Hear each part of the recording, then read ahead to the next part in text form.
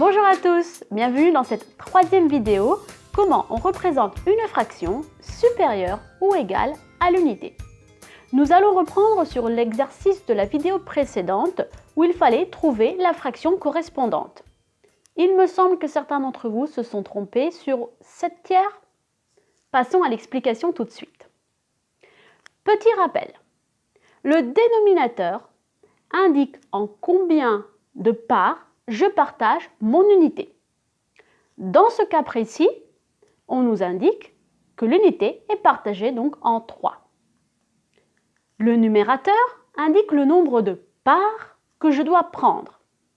Tu auras sûrement remarqué que ici, le numérateur est plus grand. Ainsi, je prends une première unité, je prends 3 parts, mais il me reste encore des parts à distribuer et à prendre. Je prends donc une autre unité, une deuxième, je reprends 3 parts, je suis arrivé à 6 parts. Il m'en manque toujours une. Je vais donc aller prendre une troisième unité. Et voilà que cette fraction se représente de la manière suivante.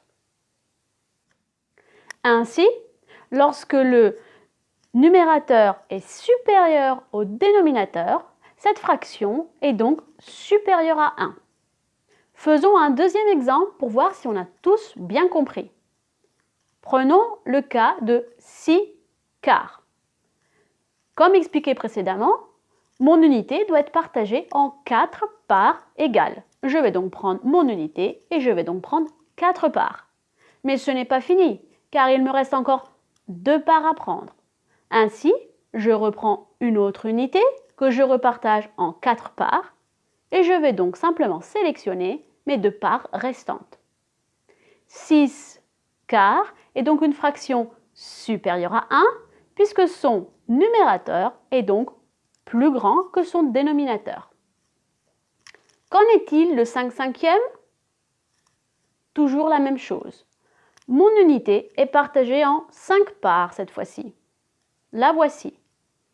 On nous demande de prendre combien? 5 parts. Je vais donc les récupérer.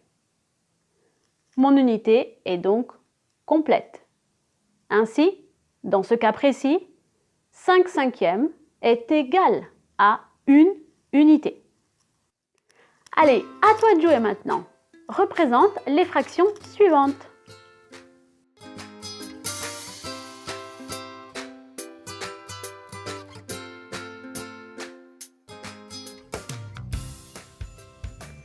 Passons à une petite correction très rapide.